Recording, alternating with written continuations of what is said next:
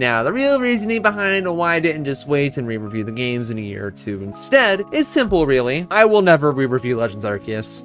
So that was a lie. Fellas, welcome back. Today, I'm doing the impossible. Reviewing Pokemon Legends Arceus, but again, this time, devoid of recency bias. Because little did I know last time that would be a massive factor for the disagreements you brought to the table. That, or I just did an absolutely pitiful job elaborating why thing was bad or thing was good. Because more explanation is just always good to have when making a point or 10. Where previously we went in with a pretty jaded perspective, where I did nothing but just chuck mud at the game due to abysmal first impressions. Here we gotta clean it off a bit and see if there's even mud worth chucking in the first place. But yeah, preamble aside, that's enough to last a lifetime. So of course, it's time to start once again from the beginning with perhaps the most ambitious title Game Freak has ever tried to make. Keyword being try.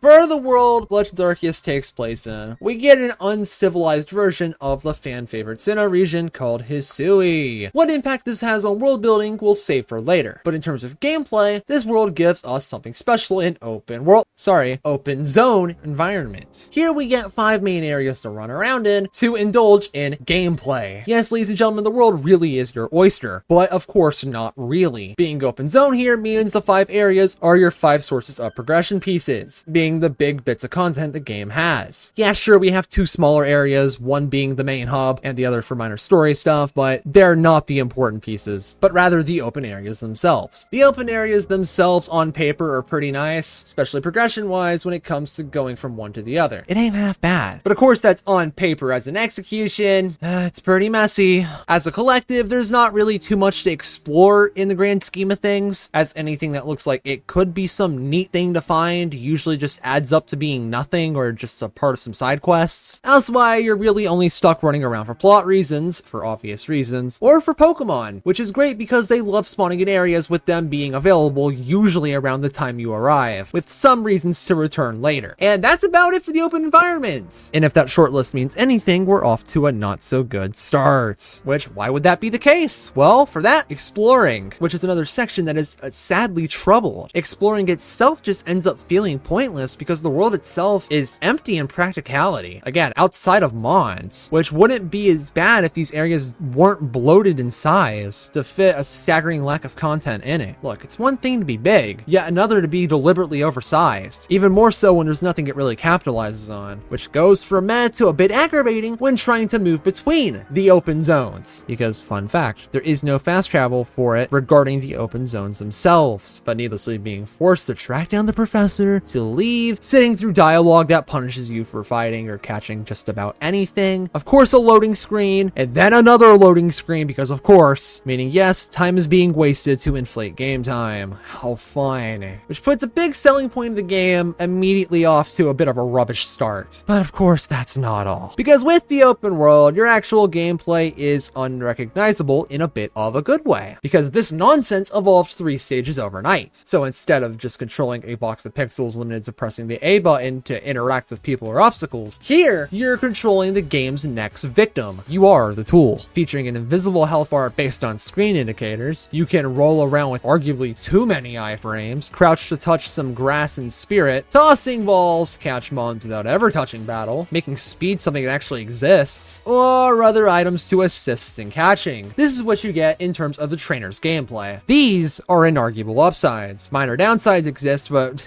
come on, we're not there yet. In terms of catching as the trainer, the ball slinging in question comes with 3 variants. One that's middle of the line, one for safety, reliability, and obscene distance, and a final one that of course rewards stealth for power, all of which with 3 tiers of power. The other tools vary in what they are, but all end in assisting you through some way, obviously. They grant you many ways to approach most situations, only held back by being instant and limited in use. And theoretically, this is good. It's swell. But in execution, it's frequently held back by how easy it can be to just accidentally aggro the wild mons, instantly making balls stop working alongside your extra tools, requiring a battle or resetting the area entirely because they're too busy attacking you. Because sadly with the mons, there's just a lot on average that love picking fights over the smallest things, even if they can't see you for some reason, just being a little ick, hurting this side of the gameplay with how common such occurrences are. But look at that, I weaseled us straight into the open world battles, if you can call them that. This is how how the trainer's HP mechanic slides into relevancy, because the wild mons will either try to run away or, like those that kind of ruin catching, will try to square up with the goal of using you for food, by of course knocking down your health to nothing. On death, you're whisked away to a camp, losing a random variety of your precious items that you yourself cannot get back. So skill issuing of varying degrees are needlessly punishing for the sake of making you get more gear again, of course making death bad. Thing is, dying in normal play just isn't the easiest thing, since fleeing mons is very easy, usually leaving the rare legendary or fall damage to be the real threats. There's obviously something else as well, but clearly, again, we're not that far yet. It's a real shame though, because there's no real reason to just deal with an aggroed mon. Why risk dying when battling or fleeing are just the only options? Maybe it'd be fun if the rare status conditions affecting trainers weren't as extinct as they seem to be, but here the out of battle combat is just a bit underbaked. Obviously at its best when risk is involved, and not so fun when mons magically start becoming strategy proof because the game said so. Since we're still out of battle with mons, I gotta drop that hot take that could convince you into assuming that I'm a contrarian. But it's the shiny Pokemon indicators when they show up. Look dude, it's big, loud, and flashy, meaning it's pretty much always gonna bring the game down to a halt rather than rewarding actually paying attention. It's very soft, and I personally take issue with it for that reason. Not the fact it's an accessibility feature. Yes, I'm the issue, but actually it's the game's fault for making shinies feel less special as a direct result. Regardless, we move on. Now with our ride Pokemon of course being used for progression and making traveling gooder, because walking on foot this game absolutely blows due to a questionable sprint that's hardly even noticeable. So here we got 5 ride mons with a bit of familiarity. Weirdeer being the basic hold B to go fast fella featuring some crazy hops. It's all it does. It's basically a diet version of the Gen 7 Tauros. Ursaluna is your item finder like mount with a faster walk speed, just with the downside of going faster against your will when you're near items. Gee, I wonder if this resembles any Gen 7 ride mons. Basculegion is basically Weirdeer but on water, but now with a double jump and some needlessly shoehorned in slowdown effect when using balls in the air, which of course is a useful feature by the way. Thankfully the mon itself is pretty cool, and with these little gameplay quirks it actually makes water travel gameplay for once. Sneasler is just a small wall climbing fella, only feeling questionable when our gliding mount exists. Yeah, unfortunately Braviary is only a gliding mount, not a flight one, meaning once you're in the air you cannot go up. Technically on the ground you do have that starting jump, but this is very limited, obviously not working in the air, which will only do so much in getting you any height, knowing damn well that you're inevitably going to come down. And no, this is not Scarlet and Violet DLC post-nut clarity coming in. I brought up the issue 2 years ago and it still stands, if not being more egregious with that existing. Also, Braviary's unboosted turning will suck. Why are they so wide? Overall, this leads to a system of ride mons where one feels useless most of the time, and the other 4 do a damn good job at making exploring more possible, despite your limitations, particularly in the air. The only issue that stands really is how long it can take to shuffle between ride mons on the fly, but it's not gonna make or break the feature. But what can make or break an open zone game is the fast travel, and here, it's not the greatest. While being available pretty much out the gate, the sole issue is just how big the maps are with how little fast travel points exist. While a few can be unlocked through side content, it's not magically gonna make the bloat tolerable when each area either has 3 or 4 fast travel points max. Yeah, that's a bit of a problem, leaving plenty of areas to take far more time to explore than otherwise necessary. But at least the feature is here, despite lacking in execution, right? Well, I wish that was the case, but the fact they went in to program a block that prevents you from fast traveling if you're being targeted by a wild mon, and the range on it is needlessly huge, yeah, you know what? No, screw fast travel, it's terrible.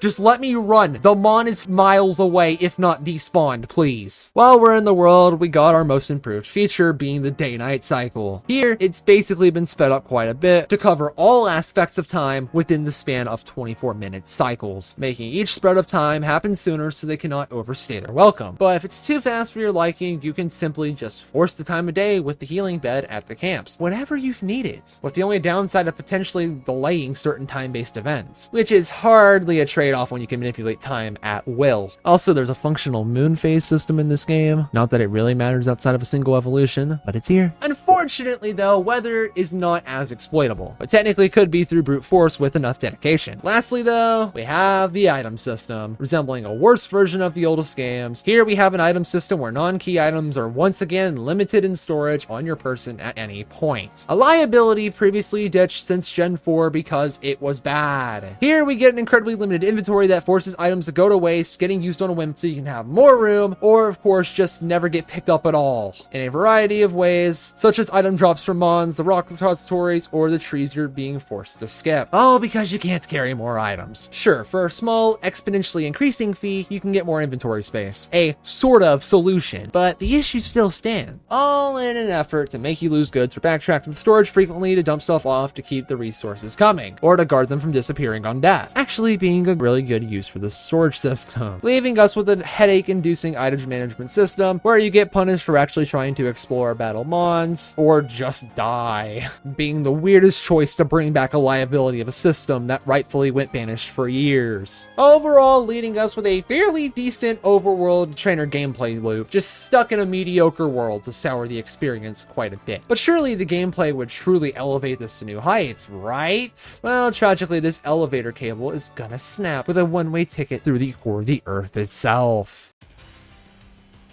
Before anything, let it be known that a game's fundamentals are its most important aspect. You don't need something flashy if it works. Your game can have a pitiful map selection and still be serviceable if it's built on a good enough foundation. Maybe the world it's plugged into isn't the greatest, but the mechanics themselves work in isolation. And of course in PLA's case, those ideas are absent. And as for the battling mechanics, bad. Hell, it's not even bad battle mechanics, but arguably some of the worst I've ever seen in a video game, period. The fact this shitstorm is making me miss Sticker Star is a heinous act of crime that I'm hoping I can do justice to this time. But just remember, there are positives here. Plenty of them. But the core centerpiece here bogs down the entire main gameplay offering to the point of making the upsides feel more like a spit in the face due to them being wasted on something slop would be generous to label it as. So the battle system here is very different. Remember, different can be fine if done tastefully. But with the U word here, there's issues of course. The groundwork is somewhat familiar with Pokemon types, attacking categories, with physical and special, the existence of critical hits, 6 distinct stats, leveling, weather mechanics, status conditions, the works. Where things really break off and do their own thing, that list begins with turn order. And to call this an incomprehensibly inconsistent mess, you really can't understand after tens of hundreds of hours would be an understatement. In theory, it's supposed to be this weird back and forth exchange where when you get a turn, you are in full control. It's your action and the foe has zero input in the game until their next turn, meaning counterplay and planning doesn't really exist. You click button, the attack goes as it will, and vice versa for the foes. The system isn't as straightforward though, as mons can actually get multiple turns in a row. And if that sounds cool, that's because you've actually never played the game. This system can be useful in some cases since speed control related attacks can help influence you to go again. And there's also something else that we have to come back to later. Or in a grim twist of fortune, you use that speed control related attack and get absolutely nothing out of it. Whether or not helps feels like it's completely random and out of your control until it finally decides to work, or of course never gets there. Sometimes you can double or frequently get doubled, tripled, or god forbid quadrupled by a single mon. This game has some battles that function as a pseudo horde battle, and hot damn, this system just doesn't work on it most of the time, frequently feeling like normal game battles with turn order essentially giving everything a shot, with the rare doubling feeling rarer than a shiny Pokemon for some arbitrary reason. Look man, if I got a Crobat, it should be hitting about 4 times against a group of mons in the first area before they have a chance to act. It's only logical that way, but for some reason, the game's ruling is built like a 5-year-old playing with his toys just saying no, making something that's already inconsistent even more so. The system is supposed to favor faster Pokemon to let them move more, while punishing the slower ones as if they needed to be punished more. But in practicality, you're usually just eating dirt regardless. Unfortunately, somebody forgot to record the Elf Crobat's not letting me attack for 4 turns straight, while constantly killing my entire team as a new mon came in and died instantly,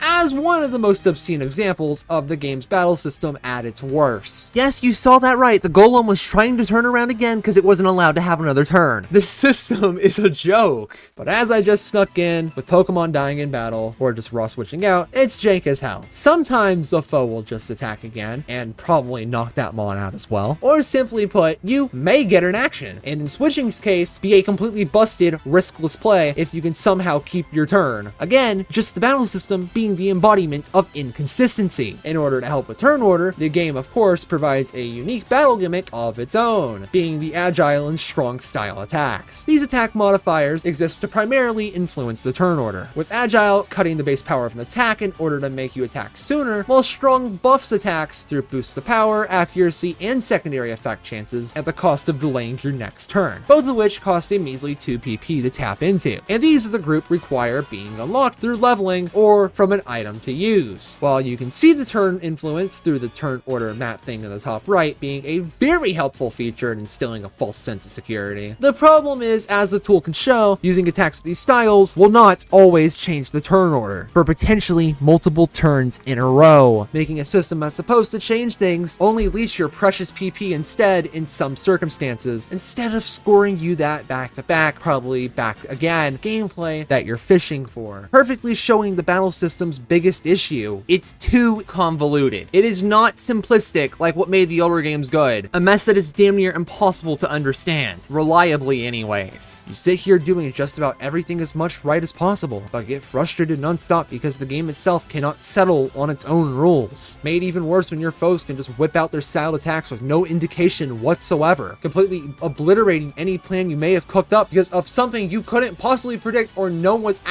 capable of altering the turn order. Just decided to. Ultimately, this groundwork here is interesting. Let's not pretend for a second that it isn't, but the game's consistency isn't interesting. To call it headache-inducing would be the understatement of the century. Thankfully, though, this isn't everything. In terms of battle formats, as mentioned, we have our 1v1s in the previously mentioned horde-like battles. These oddities occur on specific trainer battles, a battle facility-like place, and wild encounters from starting battles with multiple aggroed mons nearby. It's weird because sometimes the game treats it like some of these mons don't exist. These are the only offerings, as double battles were cut entirely, alongside some cut battling features that provide further depth to the game. The most notable examples being items and abilities, because strategy is bad, apparently, and bashing your skull to mush, please don't try this at home, in this gameplay battle system apparently isn't. Barren, less optimal, and more sterile is what cutting these very important features make the mods as a direct result of losing the tools for optimization, uniqueness, and other forms of customization, which as a whole, the game tries to drain dry, making deserts feel more moist in contrast. Okay, technically no abilities is a blatant lie, as 2 mons got away with abilities, Cherum out of favoritism, and Regigigas because this man needed to be punished for its Gen 8 VGC related crimes. But excluding this nerf in form changing mid-battle for stats, that's all you get.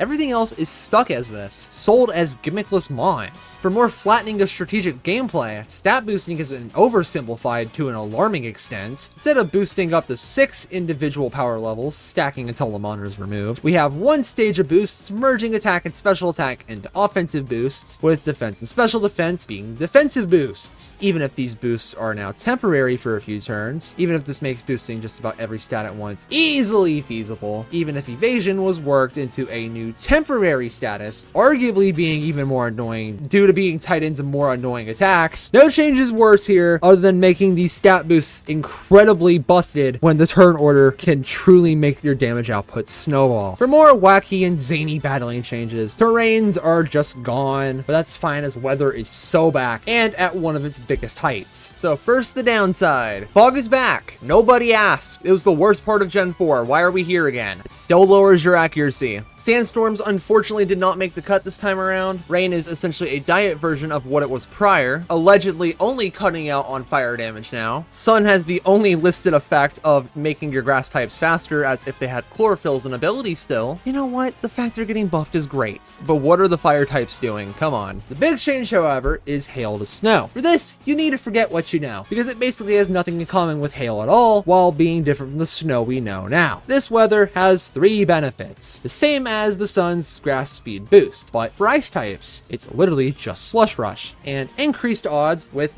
both of the new status conditions, both milking one's potency and greater affliction with the other. While these seem like nothing burgers, the real up here is the fact the game lacks a mean to set weather itself, meaning you'll actually have to play in their presence with no way to remove it, letting them stand out much more instead of potentially showing up to get overridden immediately. Overall, leaving weather as questionably better, but better. The game's take on status conditions is odd. For starters, confusion is just missing for some reason, which is incredibly based. Poison, Paralysis, and Burn all have a built-in timer now, going along with the new standardization for the feature, all of which will disappear after battle, which those are the fine parts. But 2 of our classics are now dead, and replacing them with 2 newbies. Sleep was axed for Drowsy. No, not the Pokemon. This status just kinda sucks, as it's a Paralysis clone in occasional turn loss, while making you take more damage from attacks. Apparently. It's really not as noticeable as you'd expect, making something that didn't already need to exist even more underwhelming. Frostbite, though, is a clever inclusion that absolutely should have made it in past this game. In essence, it's just a burn clone, obviously featuring passive damage, but instead of an attack cutting effect, it's for special attack instead. In a game with no items or abilities like this, it's just an equal to burn, making for a healthy inclusion, whereas if it was in a normal game, it would feel mandatory to keep special attackers in check because physical attackers already have so many deterrents. What do special attackers fear? One big ol' pink egg. Come on now, Game Freak, what gives? This is a great status, yet it's locked to a game that sadly has horrible fundamentals in a non-existent PvP scene. Overall for statuses, 1 good, 1 bad, and questionable temporariness that kinda defeats the purpose of the system. Moving towards stats being dumbed down for worse, we get an EV system that lets you invest in every stat at once. For a middle ground, we have inflated stats, most commonly seen with HP. Who knows why it's here? It's like that. For better, IVs don't exist, so that stat investment outside of nature's means everything can be on the same playing field with minor investment. The catch, and a positive one at that, with this system is the fact there's only 10 power levels and they only require a single use of an item, eventually scaling into different items to level up. This system is easily the best implementation of this type of all EV investment at once nonsense due to how straight to the point it is rather than the complete disaster the Let's Go one was. It's just a shame the all EV is at once thing neuters customization almost entirely. In terms of the EXP system, it's worse, very much worse. On a positive note, hitting overworld objects can get XP for mons, a small amount that eventually goes nowhere, but it is appreciated. The XP calculations for battles aren't outright made worse or anything, but the time in which EXP is given was ruined, because instead of it being on KO like a Pokemon game with any sense to it would have, now it's whenever a battle ends. Meaning if a mon actually earns EXP in battle, but gets sent to the back rooms and isn't revived in that time frame, you have to kiss all that XP for the mon goodbye. And then watch as you gotta grind that EXP back manually while your other mons slowly surpass it level-wise. To the developer that made this choice, I hope you stub your toe in the middle of the night and make a loud enough sound to wake someone else up to ruin their attempt at sleep. That's all, nothing more, nothing less. This one minor change makes the EXP system worse to a radical extent, as it could kickstart grinding sessions that really shouldn't need to be there in the first place, directly as a result of the game's core gameplay systems, making death an inevitability rather than something that can be easily played around. For a positive though, running in battle actually got improved in this game, being guaranteed with no chance of being held hostage. That alone is good, but you can actually move your trainer and the camera around in battle. While mostly a negative with the camera, the fact that running away in battle physically through the trainer can also force you out of battle is great, although that's mostly useful for a squad of mons being able to cut their turn short.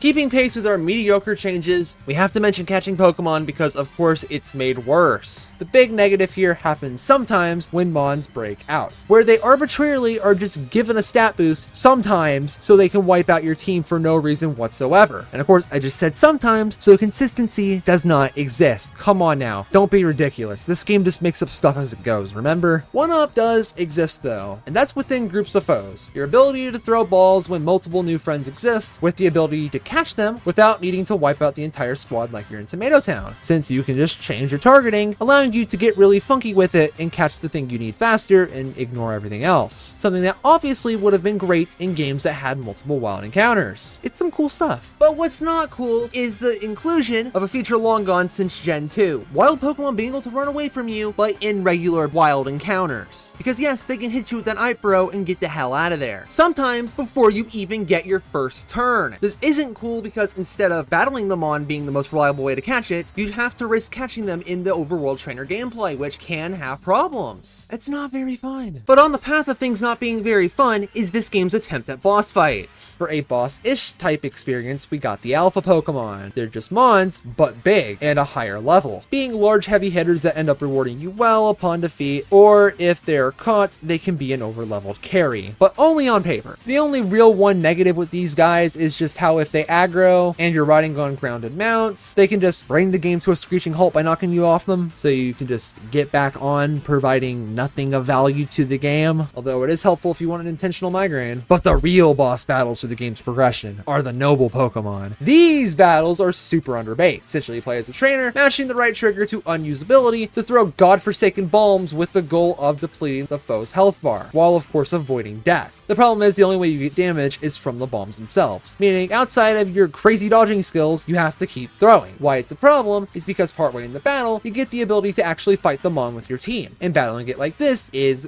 bait. Not only will your Mons potentially faint, robbing them of the EXP they'd get at the end, but your reward isn't a finished fight, but a brief period of slightly stronger bombs before instantly reverting back to normal. Not only is it prolonging the battle so it can just be longer for no reason, but the payoff just isn't even worth it. Ironically, it's more effective to just keep tossing the bombs instead of doing the battle, which is counterintuitive to even having the option in the first place. And the kicker with the system is that death doesn't even matter, as losing just gives you prompts allowing you to restart from the beginning or continuing to the last checkpoint, meaning death can have next to no tax at all, and for one battle is almost a necessity. Overall, making for content that's just dry on anything outside of how intense the battles can feel at times, if you can call it that. They really serve better as cutscenes than anything gameplay focused is concerned. And for the important end of gameplay content, that's it. Okay, technically there are a few extra things like the lack of flinching in the game, but who cares? You're only getting a minor mentioning of it here. But as far as Mons are in question, we're not done yet.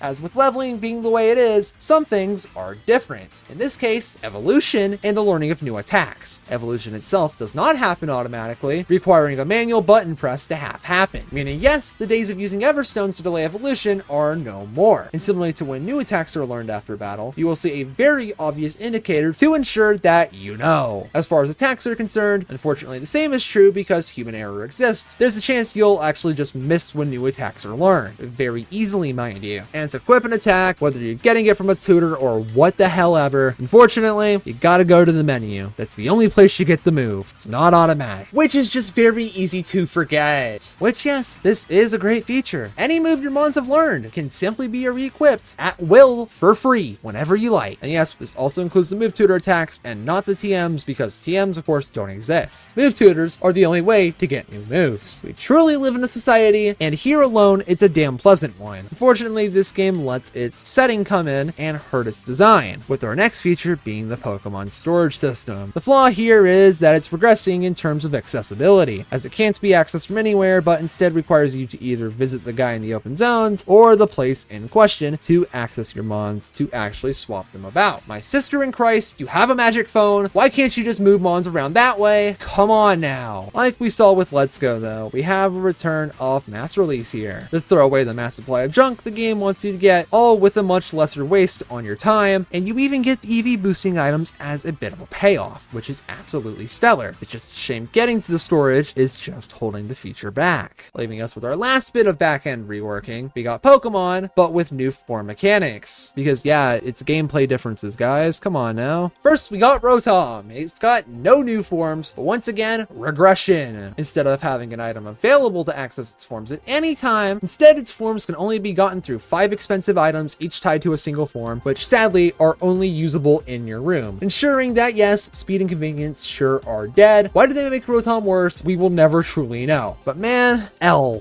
Giratina has its form change accessed differently now, while Dialga and Palkia join him with their new forms through unique items that you simply use to flip between the two forms. It's just like Landorus and Friends. The only difference is these forms actually alter their exclusive attacks properties, meaning outside of the stats, there's at least something different between Awesome Time God and Squidward choking on a fork. Which leaves us with Arceus. Its type-based forms are tied to key items requiring simple use. And yes, changing to its normal form is a manual thing now and no longer a side effect. But that hardly matters, as one of its new items is why we're here. The Legend Plate. An item that forces Arceus to change its type before using Judgment to ensure not only will it destroy everything, but survive them as well. Completely invalidating damn near all forms of opposition, essentially letting the game play itself. While it's a novel concept, objectively its inclusion is very unhealthy, even as the big ultimate reward, due to it making the game essentially unlosable, turning the game's content into just nothing. Subjectively, it'll probably be fun for like 2 or 3 battles before you realize is, it's just not that, since you're not even really playing. Overall, to bring it all back, an absolutely flawed battle system with plenty of good stuff sprinkled beneath the muck. It's just a shame the goods exist in the first place, because, simply put, the main battle system fundamentally just doesn't work the way it is, forcing a lot of the great parts of the game to go to complete waste. Meaning, wow, lucky us. Up here we get to go to the fun part of the video. Yes, we gotta plug the gameplay into the game.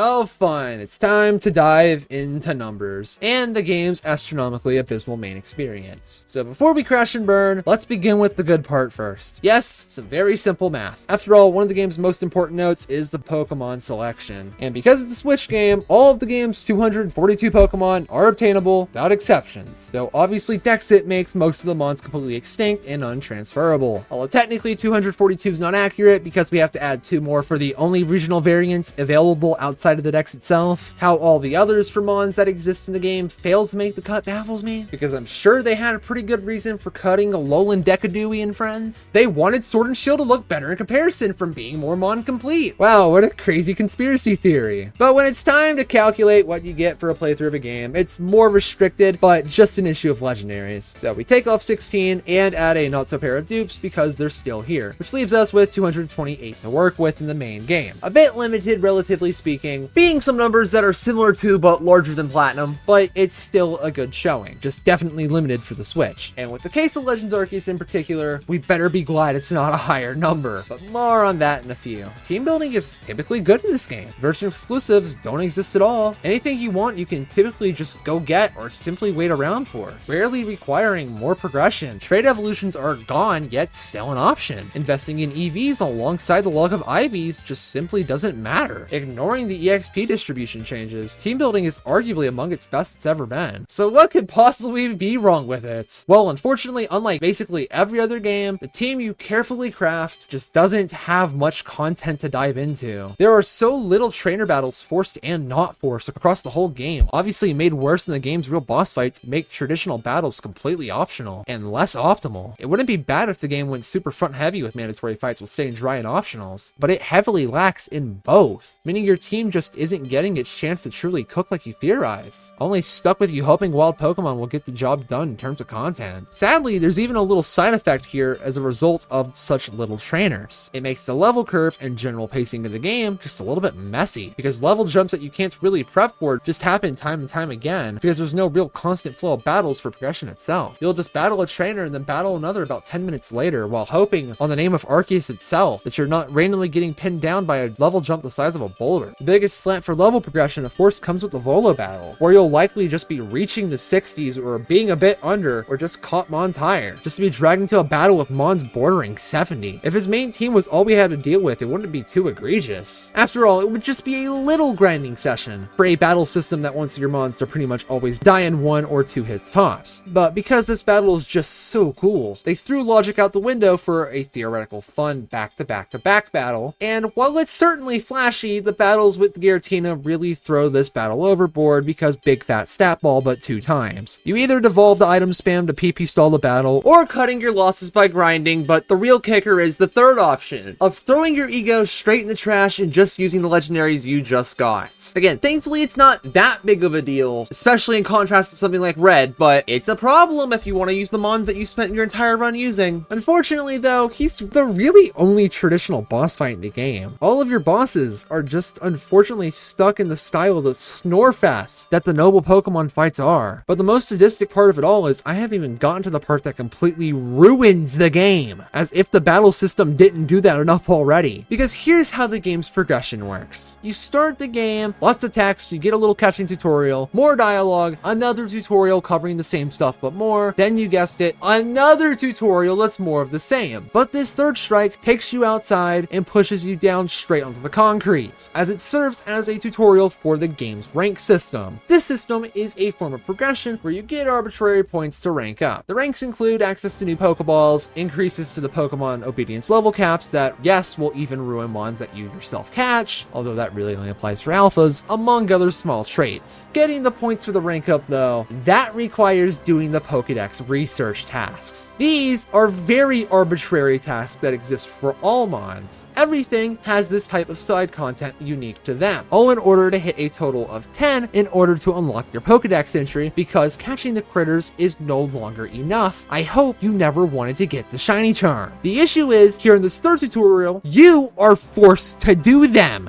And not only do them, hope you've actually done enough to be able to progress in the game, to actually play it. This sucks, as it's already bringing the game to a screeching halt and you've hardly done anything yet. Again, after 2 tutorials, mind you. So after squeezing every drop of progress out and hopefully getting everything needed to progress, we finally get to PLA's main gameplay loop. Enter the area, do some story stuff with a new ride monologue along the way, eventually get to the awful boss fights, and then move on to the next area.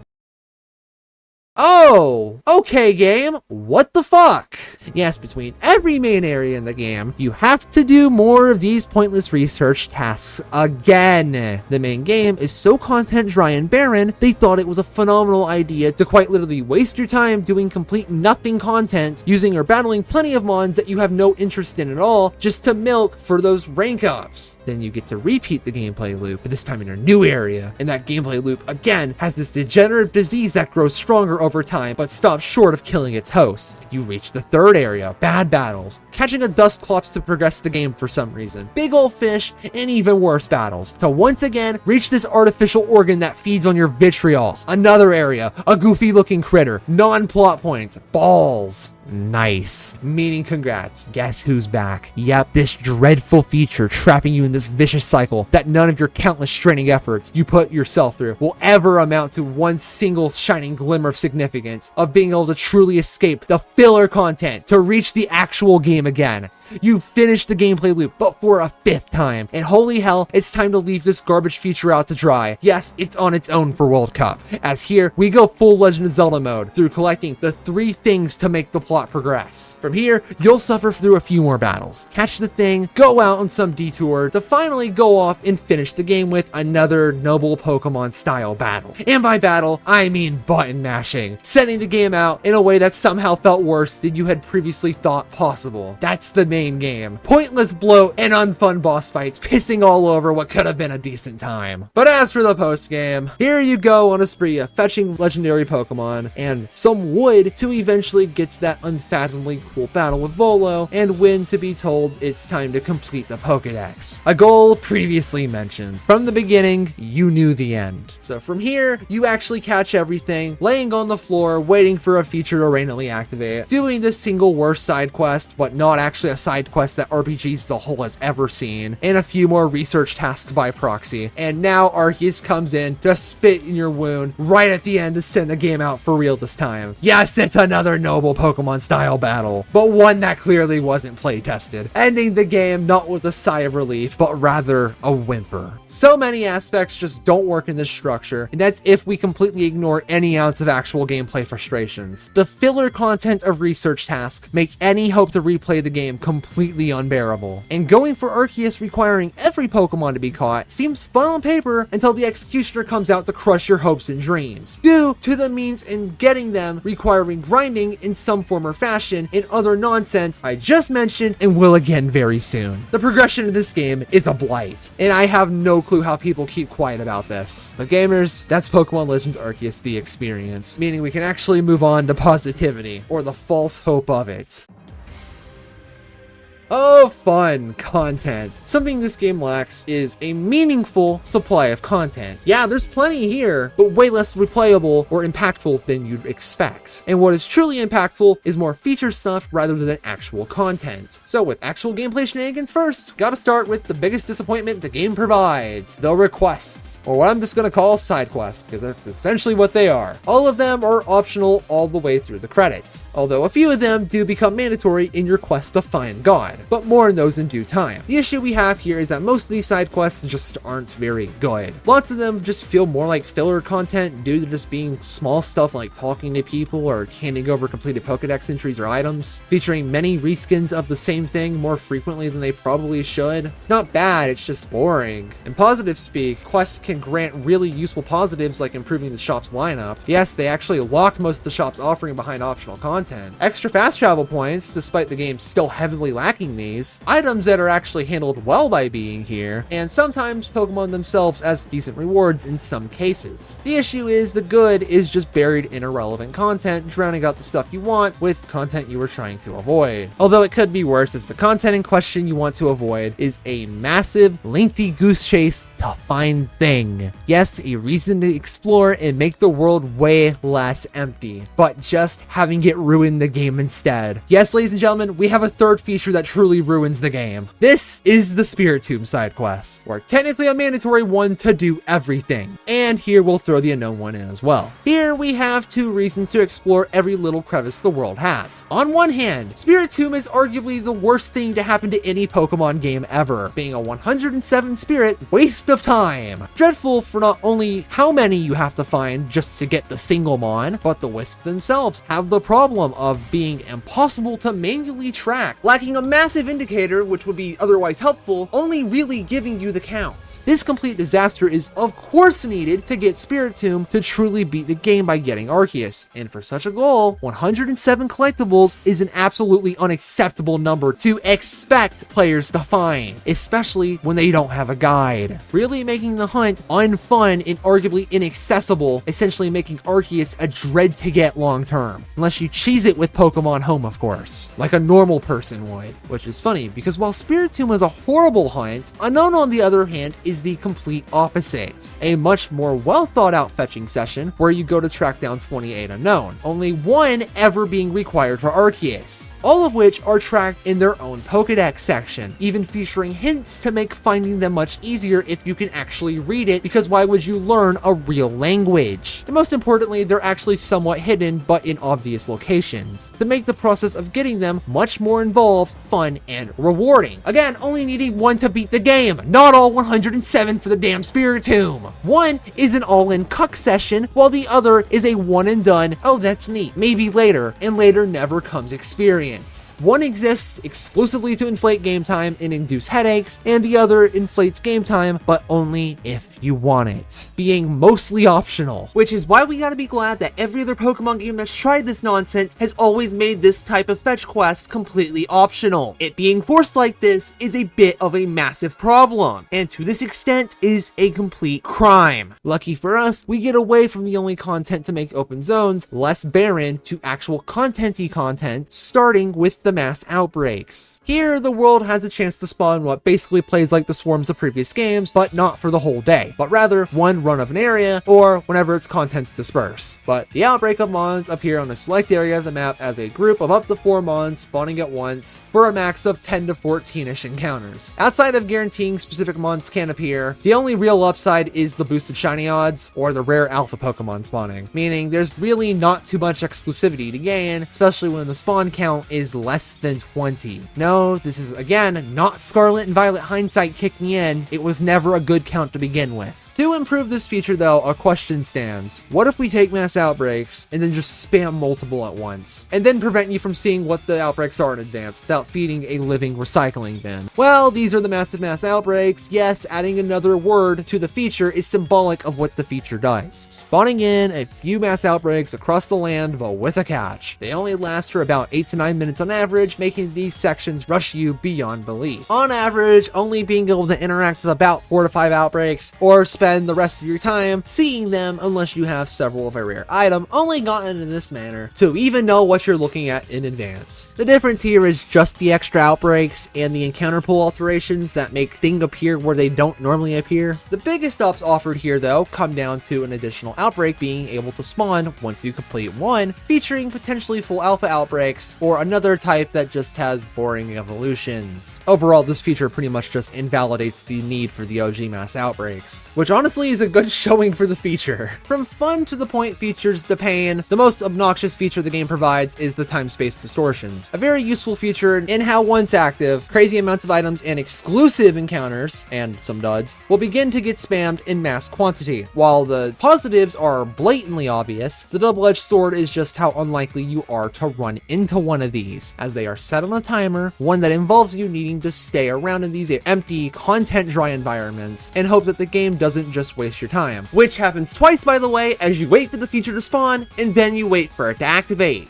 It's just genius game design, you just don't understand. Flat out encouraging you to sit around and do nothing while you pull up some video giving a sloppy to Ultra Sun and Ultra Moon while you wait. It's a good, arguably great feature locked to twiddling your thumbs around and waiting. Ultimately, that's the biggest crime. The game wasting your time, all for about 4 minutes worth of content. In terms of trainers though, the offering is still very lacking, just like the main game. No, of course it's not a shocker, don't be ridiculous. By talking to this character from a game that was actually good, who served zero narrative purpose but is here anyways, you can do simple trainer battles versus a select pool of trainers, rematches, or some new faces. Yeah, this kinda sucks. And this game's battle system is doing no favors here at all. But that's the good part of trainer rematches. Uh-oh indeed, as because for no reason whatsoever, the Misfortune Sisters, perfect name by the way, just love showing up in the overworld during post-credits gameplay to battle like the jump scare they are. Unplanned, unavoidable most of the time, and it pretty much throws out the idea of running around with teams of mediocrity in the level department because grinding 6 mons is very possible in this game, but actually it's not, just because these hemorrhoids can and will find you instead of just being a normal rematch. Regardless, the village offers more than just rematches because there's 2 things that kind of resemble battle facilities. The Path of Tenacity kind of just sucks, because it's essentially the trainer rematches again, but it's 3 battles back to back without healing, with the PLA battle system. Overall ends up being pretty bad, but it's different. The Path of Solitude actually feels like a unique feature, it just lacks reasons to play it. Essentially you gotta ditch all but 1 mon in your party for some time wasting reason to bring that single mon into a set unique battle to the species, in most cases just being a 1v1. But again, the PLA battle system, alongside the fact these battles are just underwhelming, are doing no favors here whatsoever at being appealing. So yeah, that's just about it for the battle facility like offering here. But you're thinking what I'm thinking, so let's go ahead and wrap up the post-release content because there's only 1 left. The Eternal Battle of Reverie is a post-Arceus feature that pretty much plays as a resource management endurance test, battling foes until you lose or decide to quit, while between battles using currency to heal your mons, inflicting status conditions, changing the foe selection, and the such to get rewards of gameplay value. Yes, it's everything the Battle Castle wanted to be on paper, minus the filler, but with 1 grave drawback. Yes, 3 words, and you already know their PLA battle system. Hurting otherwise the best piece of post-game content the game has. From the best straight to the worst piece of content the game has is the noble Pokemon, Arceus, and Origin Form rematches. Okay, so get this. You get to do these unfun fights a second time, but against a timer with slightly more difficulty and no continues. And that's it. What a complete waste. Which leads us to the last gameplay feature of the balloon missions. You're just running into balloons with the Ride-Mon. It's not good, it's not bad, it's just different and works for a side quest, but like, why is this even here? On the content side of things, it's rough with 1 decent battle facility like thing and 1 gameplay feature that's really lacking any form of drawbacks. Everything else though, oof. Content to features, the game's offering becomes less stellar. Stuff sure, but the impact is more underwhelming than we'd hope. As first, crafting. Take a thing, add it with others to make the thing you want. While technically free in contrast to the shop, getting the materials could be a bit of an issue because time, like many things in life, is limited. Overall, this is a neat feature that sadly makes item bloat in general and in storage. It's not necessary, but can save money long term by not buying the items manually. Whichever one really works. Undoubtedly useful, especially in the key item form. But does this feel like a forced inclusion to anyone else? For a complete bummer of a feature, the farm is very lacking in viable use cases. Okay, so get this. You pay a small fee, and you can choose to grow a few items from a select pool. Wow, really useful, man. At least the yields are better once upgraded, I guess? The satchels are a weird system. You discover them on the ground, and then pull up to a menu to cash them out for the MP currency. First off, baller currency, great rewards. It's a shame that getting it is just less effective than what Pokemon Home grants. But secondly, it serves as a way to recover other players' lost items from dying while you hope someone similarly spots you. It's not bad, and it's really to the point. It's just a shame you can't get your own stuff. Whoa guys, no way, is that trainer customization? Yeah, shame the options aren't the greatest. Good hair color, mediocre hairstyles, and a very distinct lack of drip. Leaves the art of changing your fit away from the default feeling like a joke and very undesirable because the past has a sincere lack of fashion. The photo studio ratio is a thing, and outside of posing your trainer in Pokemon isn't very good, but actually this time, obviously green screening is crazy nice, but the thing making it bad is simply how getting a decent camera angle is just actually tragic, being needlessly difficult to position, and all you have to show for it, other than your Switch photo album, is a ribbon for an entirely different game. It's a neat idea, but the execution's not the greatest. Speaking of other games, Game Freak found new ways of spoon-feeding content into the game as rewards for playing their own arguably overpriced Switch games. Let's Go grants some customization being a complete sleeper fest, like the rest of the customization, but BDSP and Swish grant access to requests that permanently make one mon, each previously event-only exclusive mon at that, actually gettable permanently, which is a major detail to point out and is very, very based. 2 actual good rewards you still have to earn. Even if Shaman loves trolling, please stop. Why are you like this, Green Sonic? Autosave is a feature that exists. Why would you actually ever use it though? Is a question we'll never know. It exists to be shut off, and that's it. If you don't do it, congrats, it's only gonna create weakness in yourself, which honestly is punishment enough. Which leaves us near the end with communication features. First off, trading between players online and off is here as expected, good. The baffling decision here that makes stuffing a pipe bomb into my computer look reasonable is the decision to flat out remove PvP battles. A staple in all the other mainline Pokemon games was excluded to make the game take a single player focus. I know that's a defense and all, but that's just bullshit. All Pokemon games, excluding arguably Let's Go, are single player games. They always were, with sprinkles of multiplayer stuff here and there, snowballing more as the series went on. PLA fits the exact same mold of being a one-player experience featuring a multiplayer feature, just selling itself on the idea of being a solo game, gaslighting people into thinking we finally have one despite them always existing by removing a key component of the game. It's just ridiculous. Regardless, this lack of a feature is another issue to not play long-term, because what are you team building for? A lot of nothing, making the game feel more shallow than it's supposed to be, and why? Not that a why matters, a lack of this feature, despite the horrible battle mechanics, is a crime. But my 4 a.m. enlightened take is the fact they couldn't program such a flimsy and inconsistent system to work between 2 people. Source, I made it up, of course, but how could you ever greenlight this? Even Red and Blue has more communication features, and that's quite literally the lowest bar thought possible. Regardless, that's not all for cut content, because as mentioned earlier, double battles are absent entirely, and now being mentioned, fishing is gone, and your ability to disable battle animations are but few absent from the game. By the end of it all, once Pokédex research tasks are off the table, this game's content is pretty dry, in terms of quality anyways. Stuff thankfully exists, but in practicality, mid at best. Oh, fun. Something I wish I could say is the worst part of the game, but sadly isn't: the visual, UI, and audio. First is the music. Most of the soundtrack isn't exactly bad, but it's not really good either, only having a few positive standouts, and several stinkers, making most of which feel like a more experimental but less good iteration of the DPPT OST. Most, emphasis on most, battle themes suffer from Diamond and Pearl syndrome. That means they're not very good, meaning the overworld music needs to carry. The problem is, with one story exception, maybe even another, the rest of them just end up being very subtle in the game, painting an image of music that just never really there in most instances. Whatever it is, it leads to the soundtrack as a whole being extremely forgettable, unless you mess around in the menus to make it stand out due to actually being audible, being an overworld necessity. But what you do remember from the soundtrack usually isn't the greatest. The normal battle music in general just lacks a lot, typically being bad or only capping with a few highlights, seemingly only at the Temple of Sinnoh for some reason. As for the graphics, they're frankly pathetic.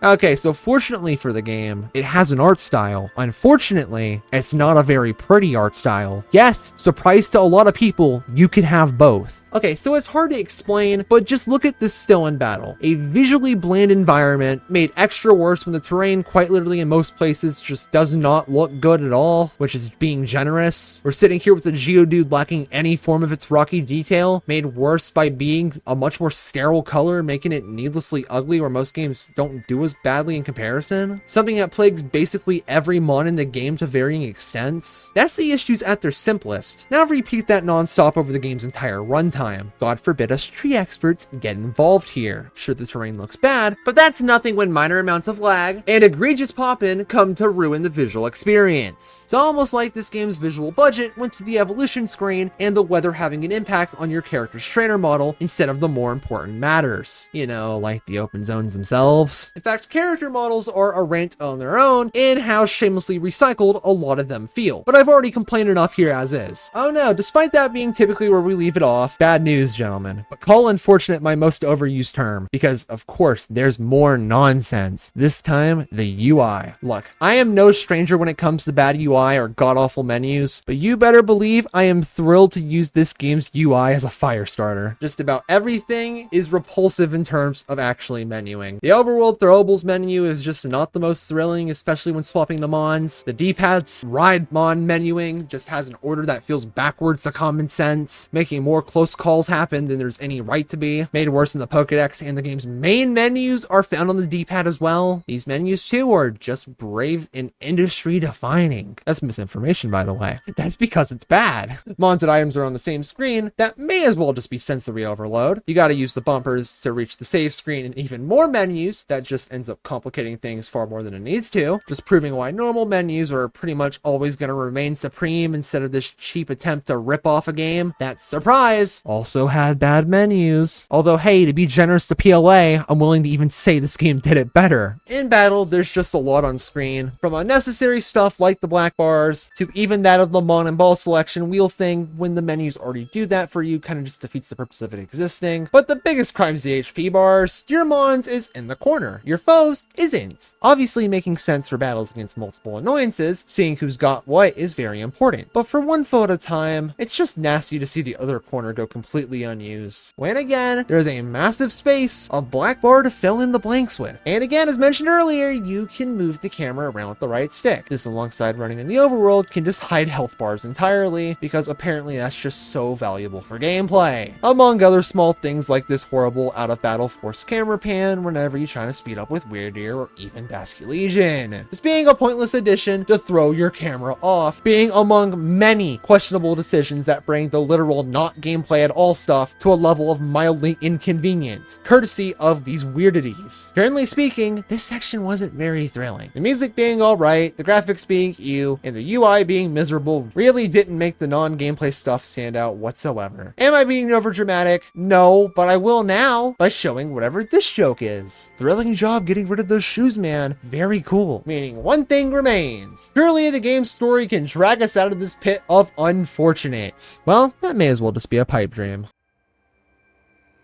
Yep, it's time for the story in Legends Arceus, but because it's a Pokemon game, it has the issue of being bad. Act surprise. Opening by Arceus selecting you to fulfill a role in the world before you fall off and enter this abomination of a land with a phone in hand and God on speed dial. You're dragged into the Pokemon Survey Corps of Galaxy Team after proving your worth so you don't become Shink's food later. But effectively after this, you gotta sit around and do meaningless tasks until an area's noble Pokemon goes nuts and needs you to throw bombs at it to calm him down. This happens 5 times over the course of the game with next to nothing happening narratively, while simultaneously suffering from complete nothing characters, with a single exception being good. After hours of game time and doing the same thing 5 times, suddenly the sky gets sick and plot finally attempts to happen as you get exiled, wander around a bit, depression, more bad characters, and the red chain being a Diamond and Pearl reference. It's so cool, guys. The Galaxy Team tries to challenge an angry god, and now it's your time to step in. Unfortunately, the all-powerful chain breaks just because before a guy gets caught, because it's PLA, everything gets caught. Then another dragon shows up and the game stakes don't actually change at all. Don't worry, guys, Dialga is just updating Fortnite. You have plenty of time, the world isn't in danger or anything. And after a minor fetch quest, you go back for a catch with it in a very anticlimactic battle just for the credits to roll because the day is saved. But with some post-credits nonsense, it's a lot of the same, minus the noble Pokemon filler plot. But instead, fetching legendaries years, just for Volo, the only memorable character in the entire game, to flip the script by going full psycho mode. Not only being responsible for the giant anus in the sky from the main game, not only befriending every edgelord's favorite Pokemon, but also trying to kill you too, I guess. Finally, good plot, and all it took was most of the game's runtime. Regardless, from here, the story is done outside of befriending God himself, it seems. I guess side quests help flesh out the world a bit, but honestly, world building was something they did right here, with or without the side quests. That tone is rough, the world is primitive, and people were not besties with Pokemon, giving it a much more grim setting for Pokemon that we should be glad to see. It's just a shame there's negative gameplay implications because of it, like the distinct lack of trainers or lacking phone hotline to the PC knockoff. Unfortunately, these are among many instances of the game's setting limiting the experience, arbitrarily making it worse because immersion. Don't get me wrong, the setting is cool and it works, but shows issue when a magic phone exists and people getting sucked in from other worlds actually don't get used well to fill in and fix more of the gameplay issues, particularly the lack of battles. Again, they already had 2 people from other worlds, and no, we can't just have more despite the other one just having no plot relevance at all. Really now? Regardless of nitpicks, story bad, almost non-existent even, characters all bad or super lacking except for one, and at least importantly, probably the funniest part of it all, it's actually insane how they made a sad excuse of a rival that makes the rivals of X and Y and even Let's Go look like messiahs of writing and plot relevance. But ultimately, when we take it all in, the narrative is just mildly aggravating because it's one of those dreadful stories that just slows you down constantly, and it's all for nothing. A fate worse than not having a story at all.